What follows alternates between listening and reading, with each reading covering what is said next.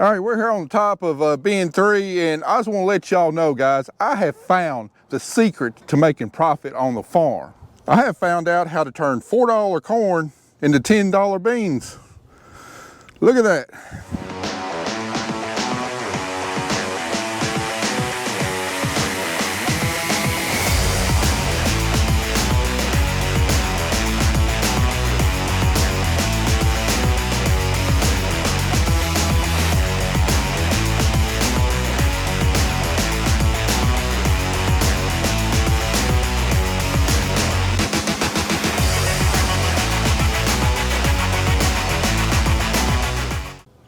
Now, seriously, guys, you're looking at what is perhaps my biggest screw up that I've caught on film. We've got a ton of beans, and I mean, it goes way back up in there on top of good, clean corn. Yeah, we go down a few inches right here by the door, and we're down to corn. And what happened, you know, our dump pit's down there. We got bin 1, bin 2, bin 3. Bin 2 is where we got our beans in.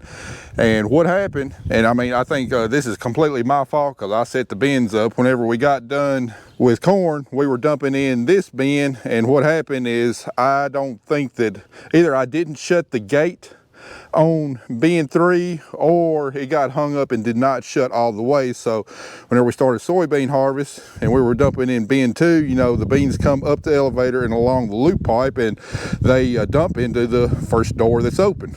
But anyway, when this thing's running in maximum flow, you know, even though that door is open, not necessarily all the beans fall out, and some, you know, can get hung up and circulate back through the pipe down the elevator and back to the dump pit and start the journey all over again. So the whole time that we were cutting beans, if this one was either open or cracked, those, you know, those stragglers that was in the pipe as it comes over this way drops in here, and over the course of cutting, you know, 650 acres or so, it really filled my bin up. Now, I knew that I had this issue. However, I was hoping it wasn't going to be as bad as what it was. So anyway, whenever we got down to the bin sweep on bin 4, you know, I would load the loadout bin with bin 4, and then whenever we were loading the truck, takes about 3 minutes to load the truck, I would be pulling directly out of this bin, dumping it on top of the loadout bin, and it would be blending them together as it goes down through the loadout bin. And we had a few truckloads that was very acceptable, like 3 and 4% foreign matter, and then we had like 4 trucks, maybe 5 trucks that was between 20 and 30% foreign matter of the beans in the corn. And after doing that over, I don't know what, 8, 9 loads or whatever, you know, I was hoping we would have pulled it down enough that we would be down here, because, you know, the way these bins work, you know, when you fill it up, you got a cone pointing up that way, and then we start pulling out, you got an inverted cone as it sucks it down. Well, that edge of that inverted cone is not even close. So I don't know how many more truckloads it's going to take to get all of these beans out right here. So anyway, here for the last day, I've been trying to explore all my options. I called the granary, and so far they're willing to work with me. But now that we don't have any more clean corn to blend these beans with, you know, I have no idea. I mean, we pull a load out of here. Is it going to be majority soybeans with some corn mixed in? Do I sell it as a soybean load and then take the foreign matter dock with the corn in there, or do I try and sell it as a corn load and take a massive hit with the soybeans in there? I don't know. I do know if I sell it as a soybean load, you know, we're selling it at close to $10, you know, versus a corn load at around $4.50. So, you know, financially I come better. So I guess what we'll have to do is we'll have to pull a load out, and I'll have to watch it going through the pipe. And, you know, if it looks like it's primarily soybeans, you know, we'll put it in the loadout bin, dump it in the truck, and you know, try and sell it as a soybean load. And then once I can see it going through the pipe, we'll start to get a lot more corn than beans, then swap back to selling it as a corn load. The only other option I've got is to take it to a seed cleaner, and I just got off the phone with them, and they have serious doubts on how well of a job they can do. They can separate it out a good bit, but I could still be taking a massive foreign matter hit, not to mention they wouldn't be able to get to it for a few days. It's an extremely slow process, like 2 truckloads a day, and then it's just be a very terribly slow, inefficient process. So that's going to be option B. Option A is what I listed earlier. We're just going to try and pull in the truck, take it to the granary, see what I need to sell it as, and take the hit.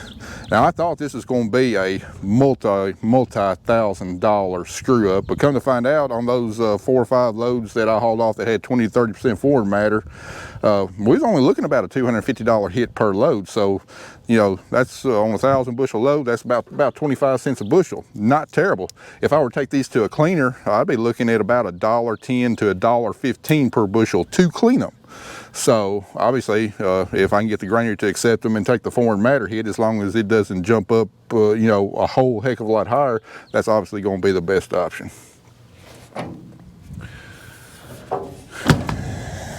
But anyway, guys, I'm always preaching about details. Pay attention to the details and see what happens when you don't. This was a detail that slipped by me, and we got the biggest screw up I've ever caught on camera, I believe. Don't know how it's going to turn out, but I think we got a couple more options now than what I thought we did whenever I found out about that. You know, I know myself and other farmers seem like they're always frequently talking about how the granary's trying to screw you, how they're trying to rob you, how they're trying to dock you over every little thing, but all of our corn's going to Tyson. These beans and corn's going to go to Tyson, and I got to say they've actually been fantastic to work with, because if I owned a granary, I wouldn't want a mixture of half corn and half beans. I mean, the corn, I mean, they can feed, you know, that's what they do, they feed, but you know, the soybeans, you know, they don't have any use for that, so they've got to trade it, they got to ship it to the river, you know, they've got to get rid of it. So for them to tell me that they're going to work with me and hopefully be able to take them, you know, that really means a lot to me. So anyway, I think we got like 100, 200 bushels of clean corn left in the loadout bin. So rather than contaminate another load of corn with beans, Andy will come back and get a piece of load, and then we'll start pulling out of bin 3 and see just how big the mess is. All right, Andy just got back, and we're pulling out of bin 3, putting in the loadout bin. Let's go see what it looks like. All right, moment of truth.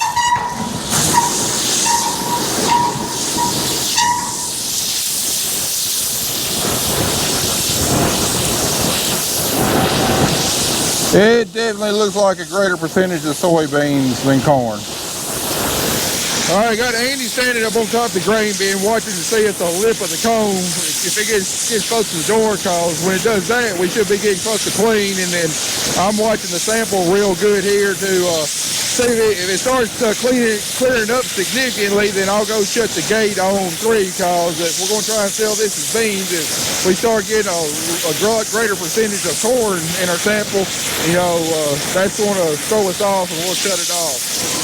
All right, we completely filled that truck up, and it really didn't look like the sample was cleaning out any. So go up here and check the door, see how close the edge of that cone is getting to the door. And it looks like we have not made any progress whatsoever. Yeah, I can't even see the lip of the cone when I look back up in there, so we still got a bunch more to haul out. So let's keep my fingers crossed Tyson takes that load. At this point, I almost don't even care what the dock's going to be. Well, we just got our loadout being completely filled up, and there's no sign of that inverted cone getting close to the door, so we've hauled off 1 complete load. We got dang near 2 loads in the loadout bin, and we probably pulled another 700-800 bushels out of the bin 3 when we were trying to blend it. I don't know how many loads of contaminated grain we got, but it's more than I was expecting. All right, Andy's hauling his 3rd load out of bin number 3. The first load that he hauled out of bin number 3 by far looked the worst, and we wound up selling that as soybeans. Money-wise, it worked out about the same way as hauling both corn and soybeans. basically there's about 50% foreign matter according to the grade scale. So we sold it to soybeans, basically docked a half of a load, 50% foreign matter, gave us, gave us 500 bushels of beans, but because we got corn mixed in at a higher moisture, we also had to pay a moisture penalty. So anyway, the first 1,000 bushel load came in at about, 400 net bushels of soybeans, $10 a bushel, $4,000. If we'd hauled it as corn, there wouldn't been any moisture dock, but been about 500 bushels of corn at a little over $4 a bushel. So really about the same money-wise. Now the second load that he hauled out came back at 28% foreign matter, so we sold it as corn. So it's getting better. However, when he was hauling the first load, I feel the loadout bin all the way up holds almost 2 loads. So the second load he hauled out was top of the loadout bin. So I expect the third load, the one he's hauling now, to be a little bit worse foreign matter because we were hauling it out of the bottom of the loadout bin, which loaded up first. So right now we're putting our fourth load in there and go up here and check the door, see how much more soybeans we got to pump out of here. Now, while the dock on this foreign matter is not going to be near as severe as what I initially feared that it would be, we are still losing a ton of money because, the loads we were selling the corn, 20 and 30%, 20 and 30% soybeans, all those bushels of soybeans that we could sell as grain is being counted as foreign matter, and we're not getting paid for them. And, and vice versa on that load that we sold as soybeans, that 50% of the load that was corn, we're not able to sell it as grain because it's being counted as foreign matter. So when you add up, somewhere between $4.5 per bushel of corn and around 10 bushels or $10 a bushel of soybeans, we're still talking about a pretty hefty financial penalty, and this is on top of a year that we can't afford to give any dollars away, but here we are. All right, working on our fourth load, and I think I see the edge of the lip of the cone right there. So maybe we're getting close to the end here. Good gosh, I sure hope so. Now the big kicker in all of this is, I'm taking a financial hit, but I got a bunch of landlords on crop shares that I don't want them to have to pay the penalty also for my screw up here. So we got all the weights of everything we hauled and dumped in the bin off of each farm, and normally what I do is after I get done delivering, I figure what the difference is on what we actually delivered versus what we loaded in the bin, and there's always going to be a little bit of discrepancy because we're drying the corn or the beans down in bins, so it's not going to weigh quite as much coming out of the bin. Well, this year, since we're giving several bushels away of both corn and soybeans, the discrepancy is going to be pretty big, and I don't want my landlords to have to take a reduced payment because technically on paper we're going to have significantly fewer bushels than what we harvested. So probably the way I'll figure landlord settlements, just to make sure that I'm not hurting them at all, is probably we're going to go by our initial weights that we weighed going into the bin. That way they're still getting maximum value of what their land actually produced, and then I'm the one paying the price for my screw up and not forcing them to share in the cost of my screw up, if that makes any sense to y'all. All right, not only have we been dealing with this disaster here, I'm trying to get equipment cleaned up, office work, end of year stuff, and I'll show you a little bit more of that later. I got something really interesting to show you. The experimental sprayer. Still not done bush hogging, and the reason for that, I'll show you that later too. In addition to all of these headaches and going this direction, that direction, all at the same time in the same day, Kelly and I decided to embark upon another adventure up here at our house. All right, y'all, I want y'all to keep in mind this house was constructed around 1900 by my great-great-grandfather. All right, please ignore the mess here. I've had another disaster I've been working on this morning. This is also what we are dealing with. Now this right here looks way better than it did a couple years ago because we actually got floor to stand on, but this is the remnants of our main bathroom. Now originally when this house was built, had a bathtub right there, a bathtub that Kelly and I, we never really used, had a small vanity right here, toilet right here, and then the shower stall was in this tiny thing. Now this was added on sometime in the early 90s, I believe, but originally the wall of the bathroom came this way, and this right here was part of, this used to be a bedroom that we had converted into a half bath, I don't know, 10 years or so ago. So anyway, this shower right here was, it was a little bit larger than a cruise ship shower, definitely not very big at all.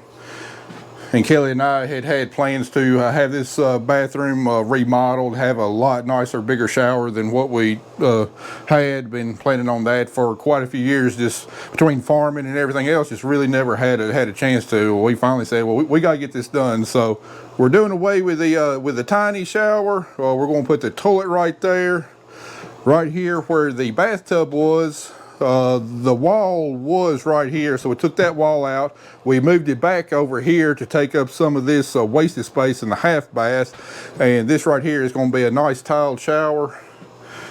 And then right over here we're going to have a lot bigger vanity. So, and the reason I say this looks a lot better because you know, a couple days ago all we had was oak joists. Well, I want y'all to take a look at some of this wood.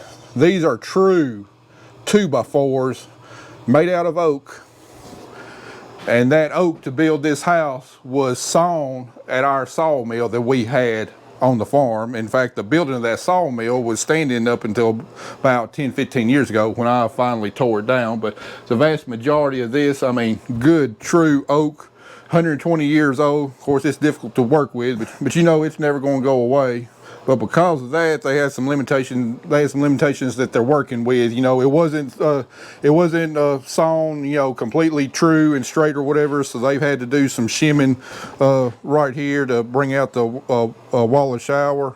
And then there was a window here because originally this right here was the back wall of the house. There was no laundry room. In fact, when I bought this house in 2003, there was a lot smaller laundry room that was in pretty poor shape because it just kind of hastily been constructed and fixed on this end of the house. But used to, this window right here would look outside. Of course, I had a window in the bathroom because when this house was built, you know, there was no such thing as an AC or anything. So anyway, we're going to board this window up. We're still going to keep the window frame on the outside just to show that, you know, there used to be a window there, just one of the unique things of this house. So, but anyway, in the meantime, you know, me, Kelly, Carter having to go up to my in-laws' house to take a shower. So we figured this is going to be about a month-long project, and nothing says Merry Christmas than home renovation project. But hey, it's the only time we got, so I know once we get it done, we're going to be super happy. But then walking here, like I said, please excuse the mess. We're under construction, but this right here, there's the bathroom. This used to be a bedroom. And of course, our shower never was here. It was a straight wall all the way down to here, and it's like all this was a bedroom. And then in I think the early 90s is when all of this was remodeled. The owners cut into this bedroom to put a shower stall, and then because it's kind of useless as a bedroom, even though Paige this was actually her bedroom when she was growing up. You know, once she left to go to college, we decided to take this bedroom, put another wall here, and have us a half bath in there. So pain in the butt now, but I know down the road it's definitely going to be worth it. And then this over here, our water heater, we didn't have any hot water this morning. I've been trying to figure out exactly why we was getting voltage and everything, but come to find out, I think our top thermostat was bad. So anyway, I swapped it out, got the power on, waiting to see if it builds up hot water. Hopefully it does. Not that it really matters, not like we can go take a shower tonight, so. You ready? Okay. Oh! Oh!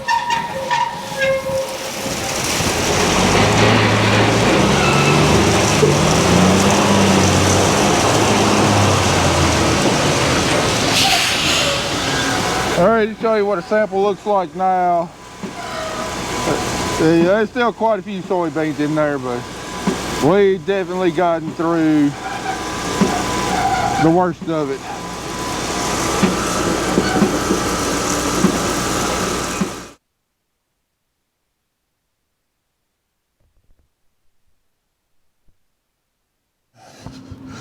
All right, now we got the loadout being loaded up. We got a truck coming by in a few hours to actually pick up a load of nitrogen. Well, it's supposed to be nitrogen anyway. Turned out it's not nitrogen, and that's why they're coming to pick it up.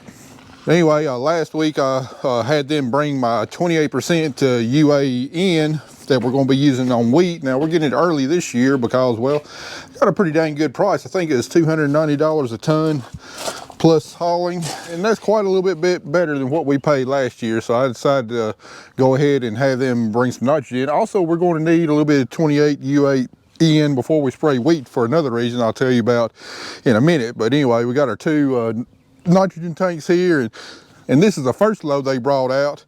And anyway, they came in, filled my tank up and everything, and about a day later got a call from Helen. I was like, anyway, the guy told me, man, I think there might be a load of your nitrogen. The driver that hauled it out kind of got mixed up in his lines where at the blending station down there in Memphis.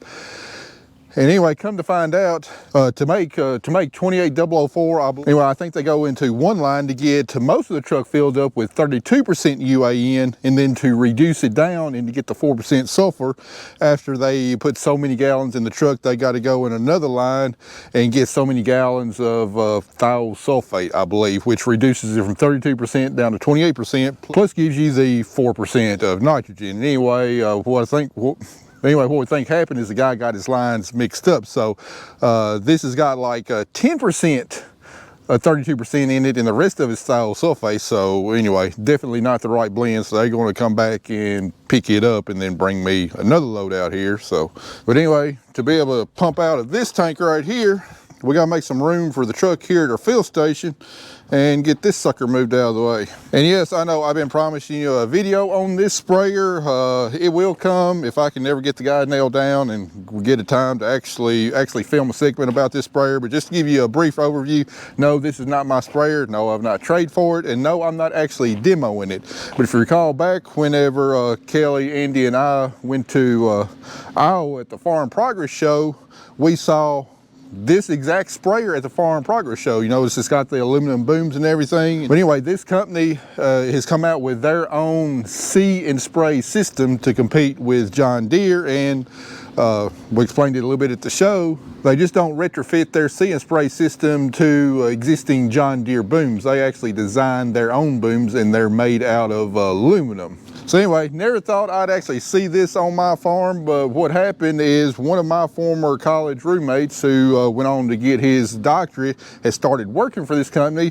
You know, he lives just outside of Humboldt, and he's been tasked with kind of fine-tuning the system, doing a whole bunch of testing, potentially calibrating it for other crops and everything else, just really trying to get the system perfected to the best of my understanding. And he was looking for a farm to base his operation out of, that they could store it, that would have connection to internet, you know, water, fields to spray in, all that sort of stuff. So, you know, I agreed to let him base the operation out here on our farm. So, you know, I think it's going to be a win-win for all of us. They're going to have a really good location with a bunch of different surrounding fields, multiple different types of practices to test this thing out in next year. And then also, I'm going to get a first-hand look at how this thing actually operates, you know, all the ins and outs, the pluses and the minuses of it. So, you know, we got a contract signed for, you know, the rest of this year and through next year to have them out here. So I'm really excited about seeing this thing next year. I'm sure it'll do some spraying on our farm. I don't know if I'll actually get to run it or not. We'll see. But anyway, we got several different types of farmers here, you know, from us who are, you know, no-till, 100% cover crop, to guys that are no-till, to guys that are conventional till, grow multiple different types of crops. So we're going to be able to see it potentially under a lot of scenarios and see just how well it does on you know, seeing weeds in the field and then actually spraying the fields by cutting on the individual nozzles to do it. So anyway, that's just a brief rundown of this sprayer. I hope to have a full-length video here in the coming weeks with the guy in charge of it, you know, explaining exactly how it operates, you know, maybe what its limitations are right now, what they're working on, and hopefully what the potential for this machine is. Well, anyway, right now he's got it connected to the internet here in my office, so I got to disconnect the internet and then the power inverter. And the reason it's connected to all of that is because this company, I'm not going to name the name of the company just yet, but anyway, this company is actually based in Israel. So they're like 8 hours ahead of us or whatever. So, but basically, anyway, when we're home asleep is their working days. So we pretty much leave this thing hooked up to the internet all times, and the guys in Israel can actually access this sprayer, look at the data from the previous day, make adjustments all remotely through the internet. So pretty neat. But anyway, we got to get it disconnected, moved out of the way, so we can get the truck in here, get that fake 28% UAN pumped out of the tank. Well, no sooner did I get everything unhooked, Andy's back. I think I almost kind of wish I'd send him to the river just so I can have a little bit of a breather in between loads.